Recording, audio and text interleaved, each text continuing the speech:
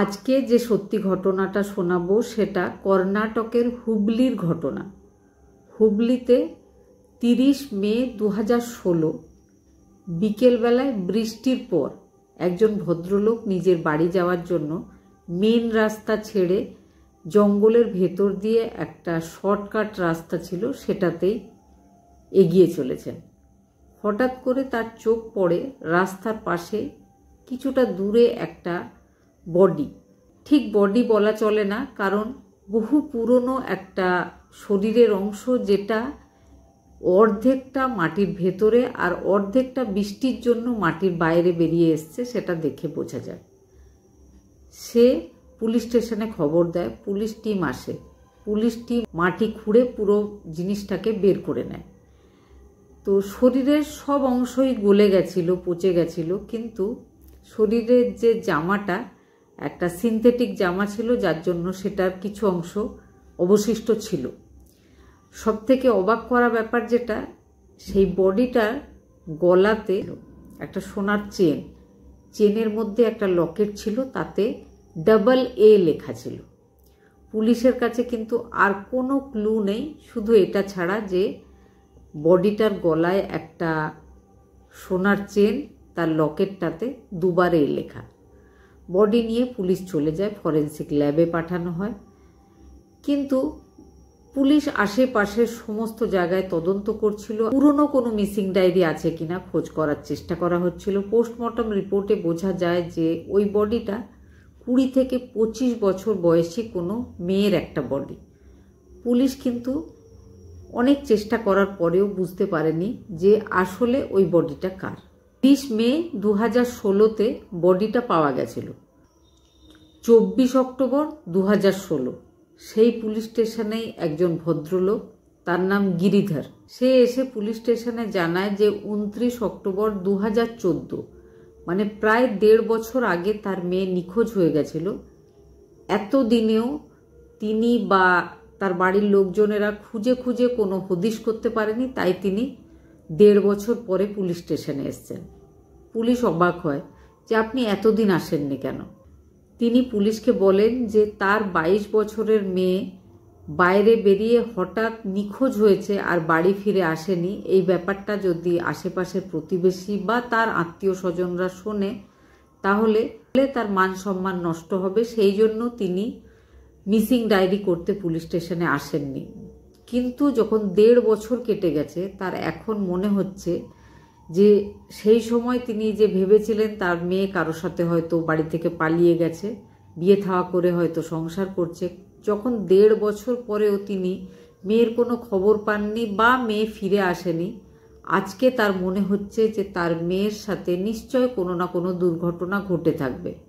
সেই জন্য তার মনে হয় যে এবার মিসিং ডায়েরিটা করা উচিত, কারণ তিনি জানতে চাইছেন যে তার মেয়ের সাথে কি হয়েছে।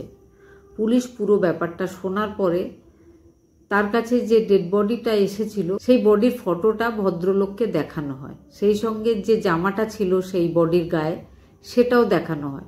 তিনি দেখা মাত্র কাঁদতে শুরু করেন। তিনি চিনে ফেলেন যে ওটাই তার মেয়ে, বা ওই যে সোনার লকেটটা বা চেনটা তার মেয়ের গলায় সবসময় পরা থাকতো, তিনি শনাক্ত করেন যে হ্যাঁ, ওটাই তার মেয়ে। এবার পুলিশ বুঝতে পারে যে বডিটা পাওয়া গেছিল সেটা 22 বছর বয়সী অর্পিতার বডি। এবার কে বা কারা অর্পিতার সঙ্গে এই ঘটনাটা ঘটিয়েছে সেটা খোঁজার পালা। অর্পিতার বাবার কাছে পুলিশ অর্পিতার ফোন নাম্বারটা পায়। ফোন নম্বর পাওয়া গেলে তার কল ডিটেলটা বের করা হয়। কল ডিটেল বের করার পরে সে যার যার সাথে কথা বলতো, প্রায় সবার সাথেই পুলিশ আলাদা আলাদাভাবে কথা বলে, একে একে কথা বলে, আর সন্দেহর তালিকা থেকে তারা বাদ হতে থাকে। শেষ পর্যন্ত একটা ফোন নাম্বার যেটাতে সব থেকে বেশি কথা বলা হতো বলে দেখা গেছে সেই কল ডিটেলে, এই নম্বরটা ছিল একটা ছেলের। তার নাম ছিল অরুণ শিবলিঙ্গপ্পা পাটিল। তার বয়স বর্তমানে 24 বছর। পুলিশ এবার তার খোঁজ করে। তার বাড়িও কিন্তু হুবলিতেই, অর্পিতাদের বাড়ি থেকে বেশ কিছুটা দূরে। অর্পিতার যে অন্যান্য বন্ধুদের ফোন নাম্বার পাওয়া গেছিল, তাদের সবার সাথে কথা বললে সেই অরুণের ব্যাপারে জানতে চাওয়া হয়। তো অর্পিতার কিছু পরিচিত মানুষেরা বলে যে অর্পিতার সাথে ওই অরুণ পাটিলের একটা প্রেমের সম্পর্ক ছিল। পুলিশ এবার অরুণ পাটিলের খোঁজ করে।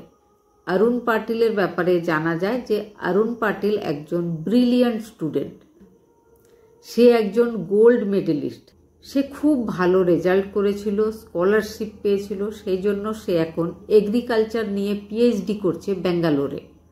কারণ অরুণের নাম্বারটাতে সব থেকে বেশি কথা বলেছিল অর্পিতা। অরুণের কাছে একটা নর্মাল জিজ্ঞাসাবাদ হয়, অরুণ কিন্তু সব কথা ঠিক ঠিক উত্তর দিয়েছিল। সে বলেছিল যে ছোটবেলা থেকে অর্পিতা তার সাথেই পড়াশোনা করেছে, 12এও তারা একসাথে পড়েছে, তারপরে কলেজেও একসাথে পড়ছিল। কিন্তু কলেজে যখন তারা পড়া শুরু করে অর্পিতা একবার ফেল করেছিল, ফেল করার পরে সে পিছিয়ে পড়ে, অরুণ এগিয়ে যায়, তারপরে অরুণ পাশ করে যায়। অরুণ পাশ করার পরে কলেজ ছেড়ে সোজা ব্যাঙ্গালোর চলে যায় পিএইচডি করতে। সে সেখানে একটা রুম নিয়ে সেখানে পিএইচডির পড়াশোনা করছে। অরুণের কাছে মোট 4 বার পুলিশ জিজ্ঞাসাবাদ করে। অরুণ প্রত্যেকবার কিন্তু খুব কোঅপারেট করেছিল পুলিশকে, একদম ঠিক ঠিক যেমন যেমন পুলিশ প্রশ্ন করেছিল সে উত্তরগুলো দিয়েছিল। পুলিশের তার সাথে কথা বলে বেশ ভালো লেগেছে। যতবার অরুণ পাটিলকে জিজ্ঞাসাবাদ করা হয়েছিল ততবার কিন্তু সে ব্যাঙ্গালোর থেকে হুবলি এসেছিল, এসে পুলিশের সাথে কথা বলেছিল। পুলিশের যে ইনভেস্টিগেশন অফিসার ছিল সে ট্রান্সফার হয়ে যায়, তারপরে নতুন একজন আসে, নতুন একজন আবার প্রথম থেকে সেই কেসটা স্টাডি করে, কল ডিটেলগুলো চেক করে। কল ডিটেল চেক করতে করতে তার একটা ব্যাপার চোখে পড়ে, সেটা ছিল যে 29 অক্টোবর 2014-তে হারিয়ে গেছিল অর্পিতা, তার 2 দিন আগে থেকে কিন্তু অরুণ পাটিলের একদম কথা হয়নি। অরুণ পাটিল একবারও ফোন কল করেনি, এমনকি অর্পিতা ফোন কল করলে অরুণ সেটা রিসিভ করেনি। অর্পিতা বারবার মেসেজ করলেও অরুণ সেটা রিপ্লাই করেনি।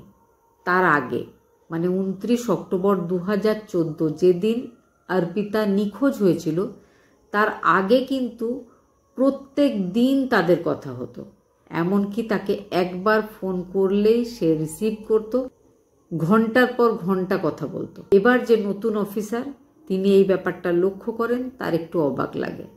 তিনি নিজের পুলিশ টিমকে বলেছিলেন যে এবারে জিজ্ঞাসাবাদের জন্য কিন্তু অরুণ পাটিলকে হুবলিতে ডাকা হবে না, ব্যাঙ্গালোর গিয়ে সে যেখানে থাকে সেখানে গিয়ে একবার জিজ্ঞাসাবাদ করতে হবে।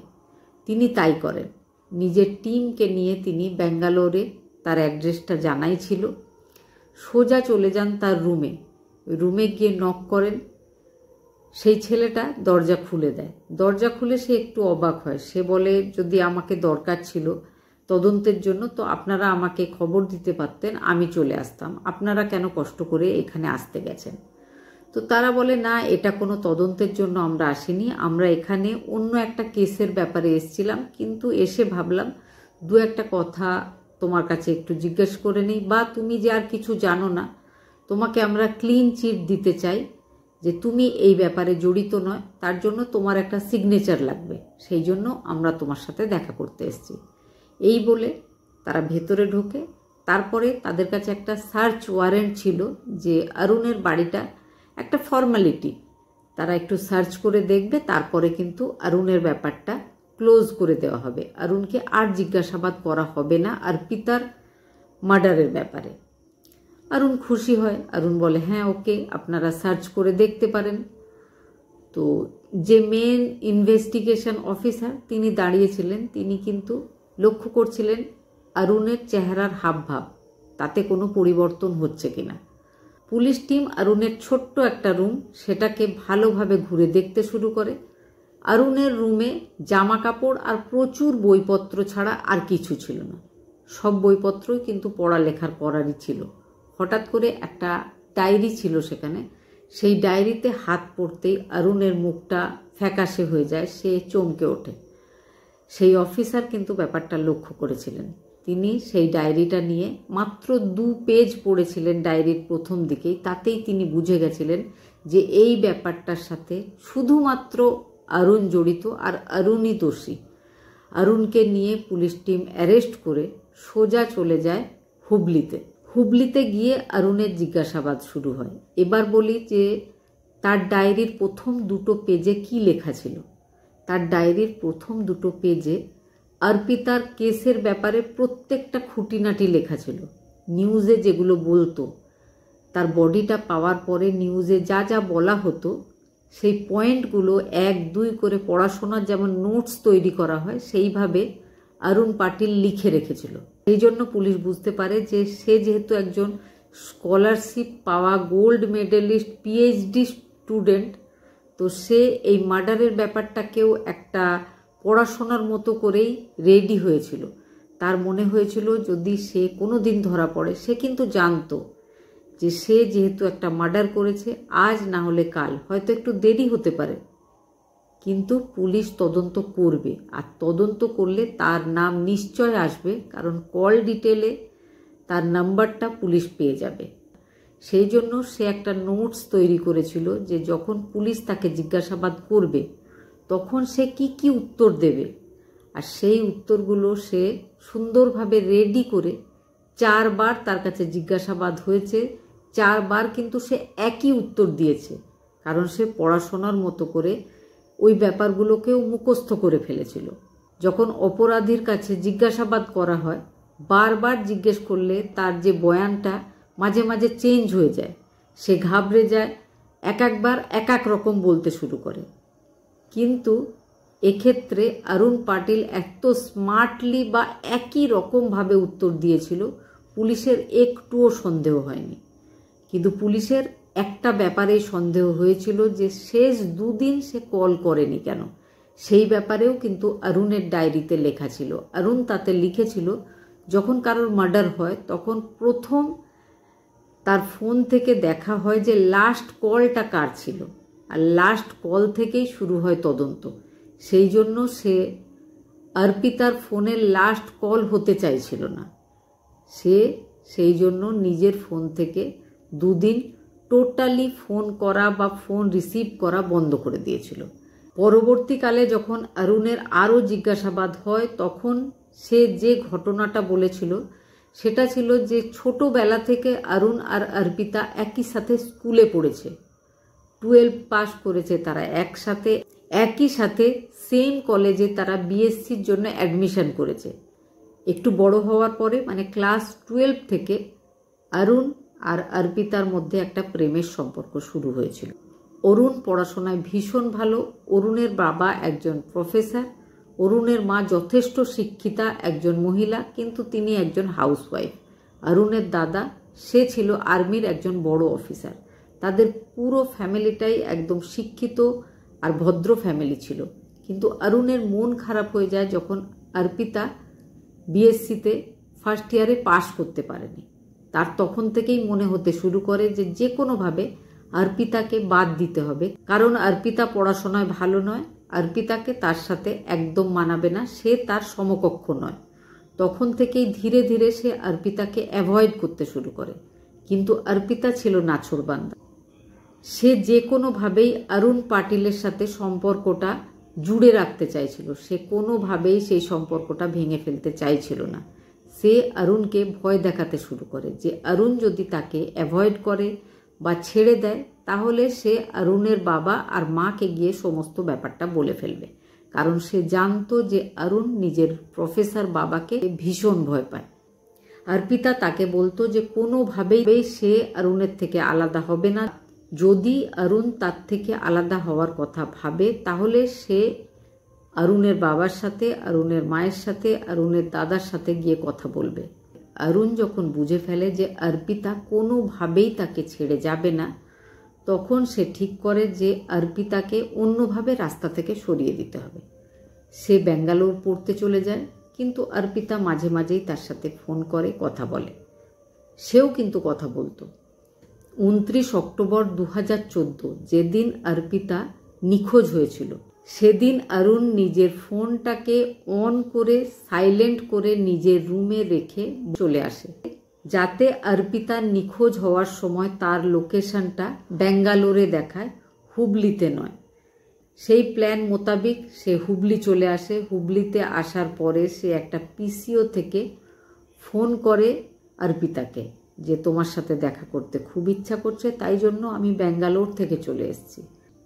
অর্পিতা নিজের বাড়ি থেকে বন্ধুর বাড়ি যাচ্ছি বলে বেরিয়ে পড়ে।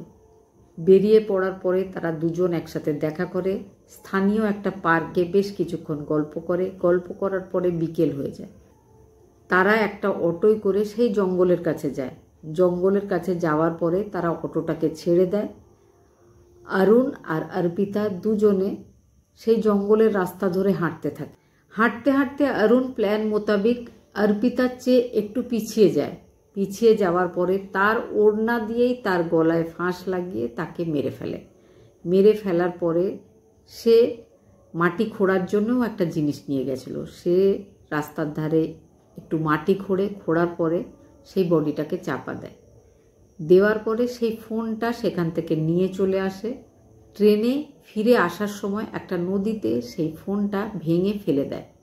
সে জানতো ফোন ফেলে দিলেও কল ডিটেল ফেলে দেওয়া সম্ভব নয়, কল ডিটেল মুছে ফেলা সম্ভব নয়। সেই জন্য সে বিভিন্ন ধরনের প্ল্যানিং করেছিল। এই সমস্ত প্ল্যানিংগুলো সে একটা কন্নড় মুভি দৃশ্যা যেটার নাম, সেটা দেখে সে করেছিল। সে তারপরে ফিরে যায়, তারপরে পড়াশোনা শুরু করে দেয়। কিন্তু সে এত ভালো প্ল্যানিং করেছিল যে প্রায় 1.5 বছর কেউ জানতেই পারেনি যে সে ঘটনাটা ঘটিয়েছে। প্রায় 1.5 বছর এইভাবেই কেটে যায়। 30 মে 2016 খুব বৃষ্টি হয়েছিল। রাস্তা দিয়ে একজন লোক যাচ্ছিল। সেই জন্য যখন তার চোখ পড়ে, সে দেখে, সে বুঝতে পারে যে ওটা একটা কোনো বডি পোতা ছিল। বৃষ্টির জন্য সেটা বেরিয়ে এসেছিল। ওই ঘটনার তদন্তর পরে পুলিশ ডিক্লেয়ার করে যে অর্পিতা মার্ডার কেসের সাথে অরুণ জড়িত। অরুণকে পড়াশোনা ছেড়ে 2.5 বছর জেলে থাকতে হয়েছিল। 2.5 বছরের পরে তার বেল হয়ে যায়। এখনও কেসটা লোয়ার কোর্টেই রয়েছে। অরুণ কিন্তু স্বাধীনভাবে বাইরে ঘোরাফেরা করছে, কারণ সে এখন বেলে মুক্ত রয়েছে। এখন বহু বছর হয়তো এই কেসটা চলবে, বা শেষ পর্যন্ত অরুণ যে শাস্তি পাবে সেটাও জানা নেই।